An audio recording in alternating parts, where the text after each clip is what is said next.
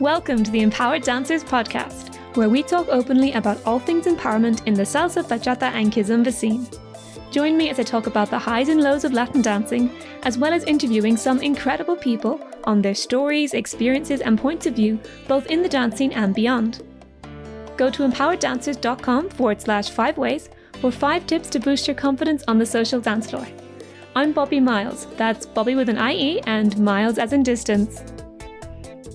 Joining me today, we have Laura Conde. Laura is a salsa and bachata teacher and social dancer. She specializes in teaching salsa, but I have found from personal experience in her lessons that this gives her bachata lessons an element of freedom and playfulness that's really unique to her and her dance partner's lessons. I'm really happy to have made a new friend and to have her here with us today. Welcome, Laura. Hello, and what a lovely presentation. I think I would have never described myself with so many wonderful words to describe myself as a dancer, but thank you. Come and chat to me more, because that's all I have to say about your dancing. Brilliant. I'll do. Oh, Laura, so start us off. How did you get into salsa and bachata? So, this was like about 8-9 years ago now, probably 9. But basically, like, dancing has been around my life because my parents used to dance as well. So they used to do like Cuban salsa, merengue, and tango mostly. And if you've ever gone to any kind of like lessons with the oldies who have their little kids around, that was me. Nice. And actually, it was just this Christmas holidays that I went to a social and I was looking around like, this place sounds familiar. And back about 20 years ago, I was running around there with my sister, never imagining that I would be going out there. So it's quite fun. But as a teenager, you know, when you're a teenager and everything your parents do, you refuse. So everything was basketball for me. I played basketball for 10 years and I loved it. And I've made some of the best friends of my life. But then again, I got tired of it. And it was like, actually, some people, as we were saying, they say that they start dancing because of love. Actually, in my case, it was the opposite. I started dancing when I broke up with somebody because I had tried to get him into dancing. He was not up for it. And the moment that we broke up, I thought like, tired of basketball. Gym is not kind of my thing. So what am I going to fill my time with? And then is when I joined. Like, I joined secretly. I didn't want anybody to know. I thought that, like, my parents would laugh at me or something like that. Oh. But they actually loved that I had started. Yeah. And yeah, I started in Madrid, where I am from. And I took like about a year or so. And then I moved into England. But I started with salsa. And it was then here that I started doing more bachata. Nice. The rest is history. And the rest is history. So, Laura, something that stands out for me loads in your lessons is there's a very equal dynamic between leader and follower as you're teaching. And even in lead and follow, you and your partner, you often swap. So if you're explaining something from a follower's perspective, you might jump in and lead that bit to explain it and vice versa, which is really cool. I find in quite a lot of lessons, I won't say all, but in a lot of lessons, it ends up being quite leader-focused heavy. And it gets to a point where there's not as much in it for the followers. And yeah, totally agree. I mean, I could not agree more. And that's something that I'm guessing you have experienced. I have experience in our community. I have experience in Madrid. So it's not just an isolated case. Now, the thing with our dynamic, well, I think it really helps that my dance partner, it's also my partner. So the planning is not rushed. Whenever we plan for a lesson, we are both talking constantly about the things that are going to help the leader and the follower. Nice. But also we both dance as the opposite. Yeah. So in socials, and it was so funny because like when Paco started asking leaders for a dance as a follower himself, people would look at him a bit weirdly. And I experienced the same when a few years after I started dancing as a leader myself, that they were not taking these dances seriously. They would dance with us, of course, because they were mostly our friends, but they wouldn't take it as if they were actually doing their dance as they will normally do. And that Oh, was kind of funny. yeah. Luckily, I can say that that has changed completely, and I'm not sure about other places, but at least in Oxford, you can see that happening constantly. Oh, Like we are changing roles, and it's just amazing. But going back to our lessons, so something that we always state is that, well, we got a sentence, and it's basically at the beginning of our lessons, especially when we're teaching beginners, intermediate, or if we're in a group where we've never been before, we like to explain what leading and following means. hmm. And we have the same joke. And whoever has been in our lessons for more than a year, I'm sorry, because they've listened to that so many times. But we always ask, what does the follower do? And we always talk about like following, interpreting the move and like the energy and mirroring the leader and receiving the message. Whereas when then we ask, okay, what's the job of the leader? And everybody will go straight away, lead. We'll say no. Actually, suggest the move. Because lead sounds really forceful.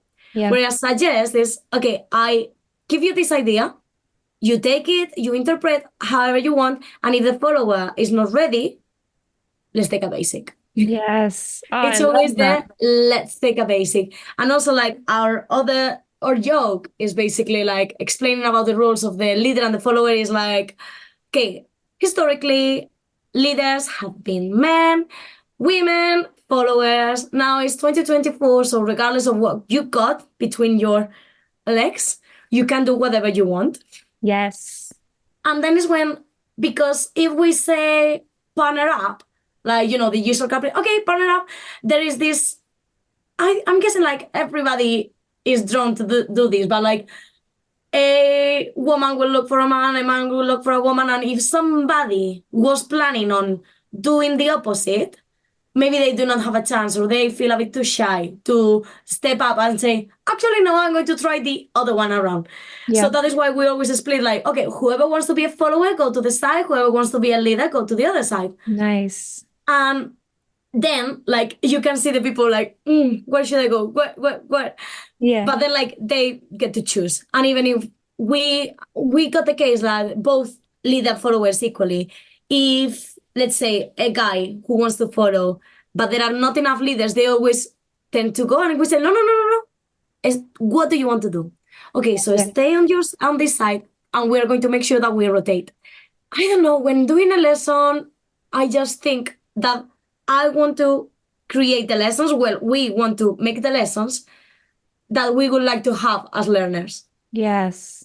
So that is key. And in regards of what you were saying about lessons being mainly focused on the leader side, oh, that's something that I cannot take. Yeah. And it's one of the reasons why I started dancing as a leader. Yeah, nice. Thinking, well, at least I'm going to get something out of this. Yeah, yeah, and that's fair enough.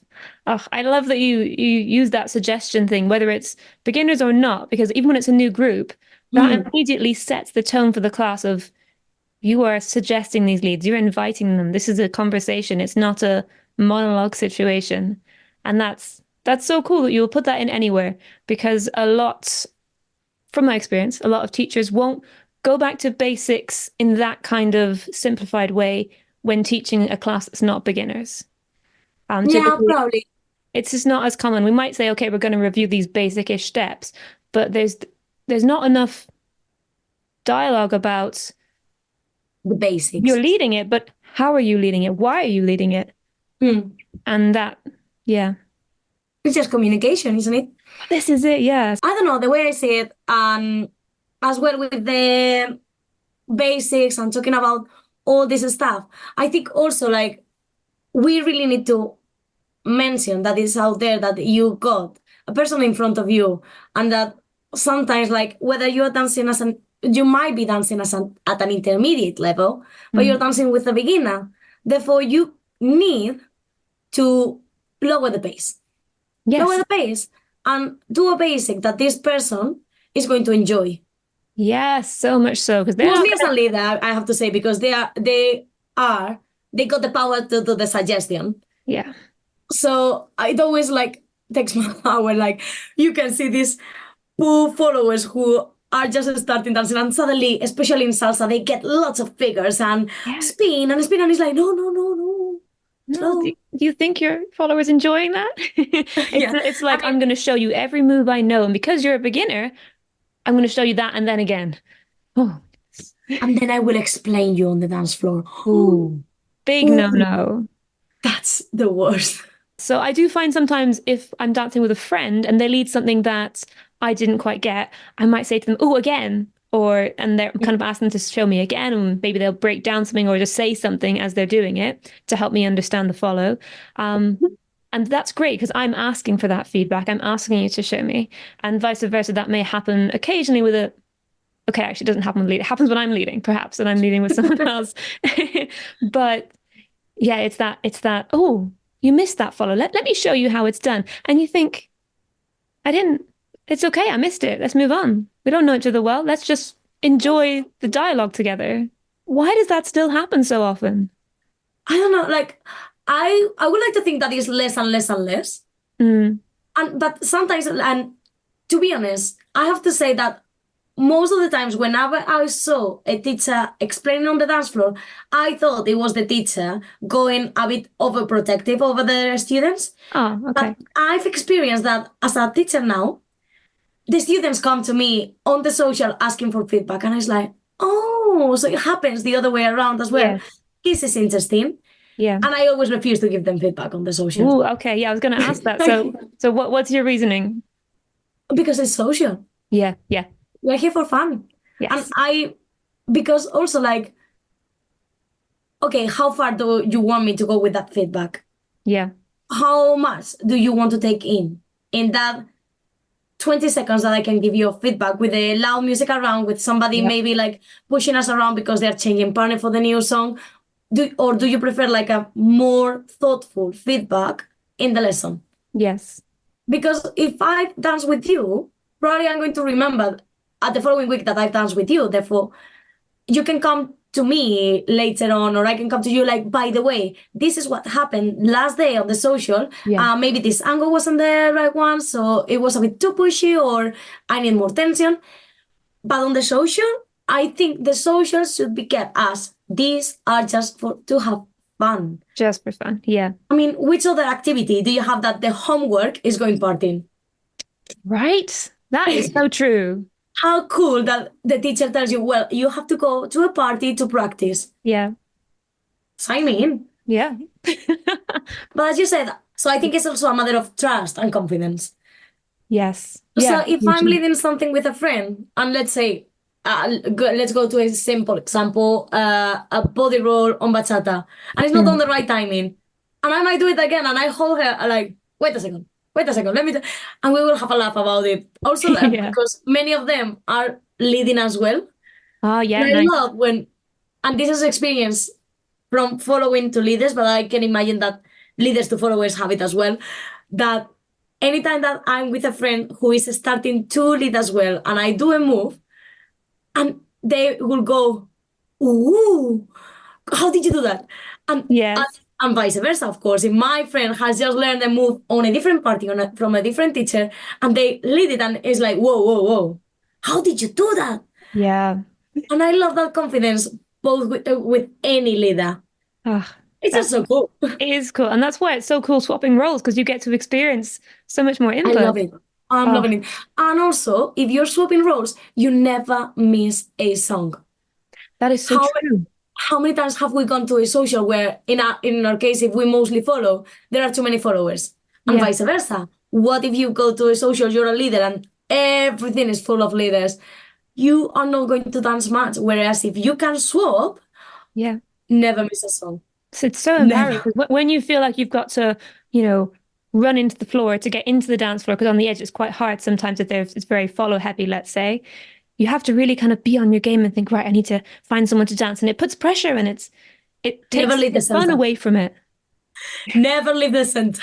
Yeah, that's the trick. As soon as one song finishes, whoever is around you, eye contact, let's dance. Let's go. And I think it's a matter of not being picky, Oh yeah, as it happens sometimes on socials as well. it does. But everyone's got a different style. It doesn't really matter on their level. Enjoy their level, enjoy their style. I quite like that as a follower, getting to take on someone else's style for a song. It's pretty fun. Yeah, and I think like that happens on the basic, Mm. and that Yeah. is something we in our lessons really insist on. Basic is the most beautiful step. Yes. And we love that saying because I think it takes a lot of pressure off the shoulders of anyone dancing in our class. Either it is the lead because they are making the suggestion way too late, Mm. or if it's the follow because they didn't actually quite understood what the leader meant. But if they just step into a nice basic where they re-communicate, the Yeah. dialogue keeps on. Yeah. For me, it's the sidestep of basic. I love that. People don't use the sidestep much. Anyone listening, please throw in some more sidesteps for me. I love them. Literally funny you said that. Like this week, both Monday and Wednesday we were teaching, and in both like in the on Monday we tried to make it like a bit more like Cuban rumba style, Nice. whereas yesterday it was more survival mode because the socials that we attend to on Wednesdays are really crowded. Hmm. So we wanted to show them like you dance with the person in front of you, but also with everybody around. So you have to be conscious of Yes. your arms, your legs, your body, where does your partner go. So we Yes. were teaching actually like this side step, but more like from led from the frame. Yes. So yeah, Yeah, completely. But that's why it's such a beautiful move because when you nail it, your leader is communicating clearly what they would like you to do, and you understand it, and you both just go. It's like if you were watching, you wouldn't realize there had been a lead or a follow. It had just been one pair moving. And yeah. yeah, so I love it. I want to go dancing tonight. I know. So, what has been your favorite part of teaching in this last year? What has brought you the most joy? Hmm. I would say many, many, many things. Like one of them was, well, I think a couple of weeks ago, it was one of the Birmingham University tournament or something like that from Yeah. teams. And there was one of the teams in which a girl who started dancing with us, she was on that team. And actually, that's the team that won. Ah, Oh, she's a far better dancer than I am, right? Like at this point, like she's the way she moves, she is beautiful. And it was just so much fun because she didn't know that we were there. We were there with the Oxford salsa team yeah. and just supporting them. But then like I saw her like around the venue and she said like, oh my gosh, when I was like on the stage and I saw you guys on the distance, and then I said everyone like my first teachers were there, and I was like, that's so beautiful. That is beautiful. I mean, because I'm guessing like you always get have memories from your first teacher, Oh yeah. regardless of how good or bad their dances. Like by that time, you will look up to them and Yeah. you will be inspired by them. And the thought that actually somebody was seeing me in that way, I was like, no way. Yeah. Like somebody sees me the way I see this guy. Because even now, if I dance with him, which happened last summer, we actually run into each other over the summer holidays and we dance and so. And I will go so nervous and I will get Yeah. the, oh my gosh, I'm dancing with my first teacher. Oh, the judgment is there, I'm sure, I'm sure, I'm sure. Ah. He's super chill. But like thinking that somebody will see me that way, Mm. I was amazed. Like, oh, I'm no one. Come on, you were amazing. It was so much Oh. fun. Oh, what an honor. And that first teacher is the one who brings the love of dancing to that student. And So that is one you of brought her the, that joy. I think that is one of our main features, that we are not teachers, we are entertainers Ah, okay, in yes. essence. And that is also our go-to sentence because, again, what kind of teacher would have got me into dancing? Yes. Somebody who will make me laugh, somebody who will make time fly, somebody that is actually like I'm taking something from them, but at the same time, it is the day of the lesson and I'm looking forward. I'm not looking for excuses. Yeah. So, yeah, I think in terms of like your previous question, the other part that I will say is that we've kept numbers kind of constant Yeah. in a sense, and not obviously like I wouldn't say it for the money because I will be paid whether it's one person, 20 people. Yeah. regardless. And actually, the more I have to use my voice and the more difficult, it would be easier to have just a group of 10. Yeah. But beginners, we then had to split them up because we were having like so many that we wanted to go from scratch, and then beginners who were actually sorry, getting an improvers level. Yeah. But they are all there on a weekly basis. And if they cannot make it, they apologize. And it's like, you are the cutest. You don't need to apologize. And I don't know, they're friends. Yeah. It's just, yeah, the energy from the people is just so cool. I really like the lessons. That's cool. But I really think that the vibe and atmosphere that is in a dance class is led and influenced heavily by the teachers. So that's a hats off to you and Paco as well for that. Yeah, they have to be the ones sweating on the Yeah. teachers. It's good teachers to sweat every now and then, yes. Yeah. Yeah. Oh, it's so true. Because for me, it was that input of learning. I love learning something new. And my first teacher was very much of, I want you to go out and be a social dancer. And it was that vibe of you were going to grow, you were going to go and en Oh. enjoy parties and things. And I thought, yes. And that's what brought me in right away. And then it was that constant progression feedback. So being able to give feedback in a way that's not critical, but more like, if you do this, then this will be easier, be better. And it Mm. was such a positive way to be It's in a the really nice learning approach. process. Yeah. Mhm. Oh, fab. Agree. Yeah, because at the end of the day, like I really like that dancing, as opposed as some people might feel it, it's not competitive. And I've been in competition like many years with the basketball and 10 years of it and Yeah. 10 years of like going to the basketball games and feeling the pressure. Yeah. And that's something that I've never experienced with the social dancing.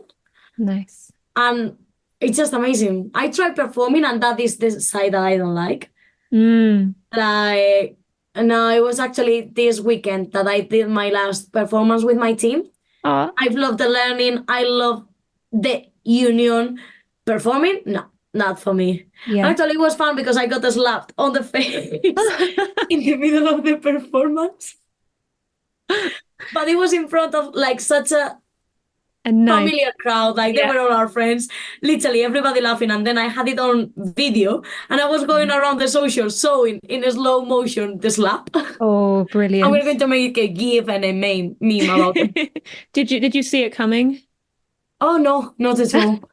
So I kept laughing, like you can see me on the video doing the choreo, muscle memory going, but me laughing. Yes.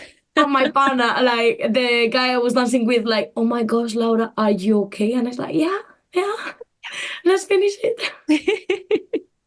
Oh, that's fantastic. I've only dipped my toes into performance a little bit, and yeah, I feel like I'm a social dancer. I liked the teaminess of one of the groups I was in. They were a lovely bunch of women. But yeah, I'm a social dancer.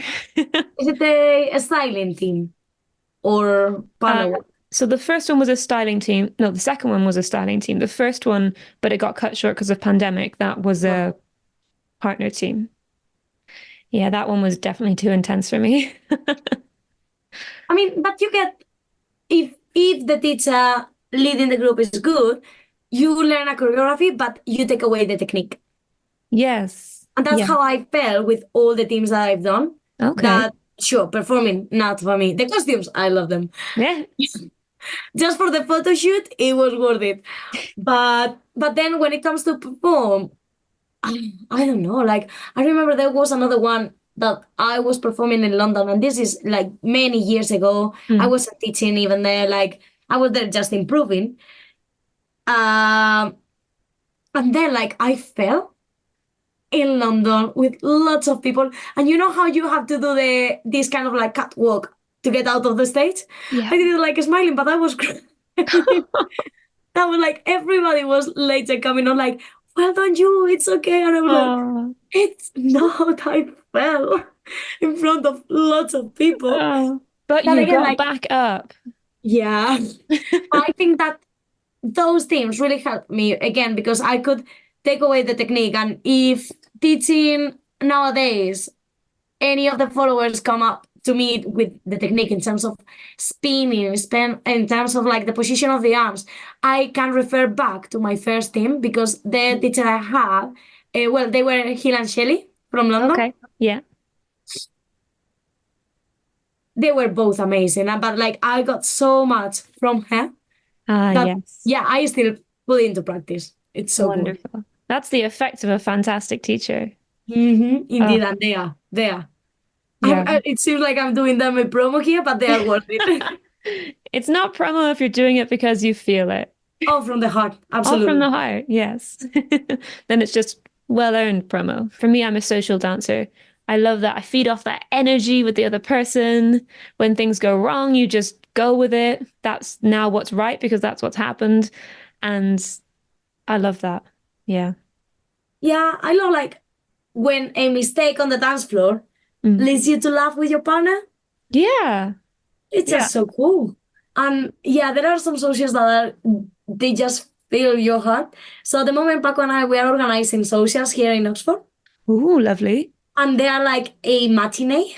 So they happen during the afternoon, during the evening, because we were getting many people saying like, actually, it would be nice to have like something more like, family friendly hours Yeah. that I'm not going to be exhausted at the following day. I can still get to do stuff. Yeah. And actually, Paco was the motto for all the organization. Like, he was brilliant because back then I was like in a really busy time. Hmm. And he's still the main lead organizer of it. But Hmm. obviously, we look for the music, we create like the posters, and it's been a really cool process. But the parties we've organized two so far, and the Yeah. vibe is so chill. Like there were even families with their children. Ah, I was like, oh, this is so cute. Like families dancing with their kids, so and I was like, welcoming. this is like hanging around with friends, Yeah. literally. Ah, fantastic. And so cool that you guys are contributing to the scene. You're hearing what people want and going, all right, let's see if we can make it happen. Oh, I mean, we wanted to make something really approachable, and our policy is like it is free. ooh, okay. Yeah. Now we're talking. So it is free with a class beforehand that is like a free tour. Yeah. Like, so the concept of like price donation based. Yeah. We say to the people, this is the class you can attend. You're going to have a beginners, are going to have an improvers intermediate level. You pay as much as you think this class was worth. Oh, Yeah, I think it's nice to have something that is not that expensive around. yes. I mean, for us, the purpose, we do not get any profits out of this. I mean, well, from the last one, we got £8. Ooh. It's paid for the burger, which was great.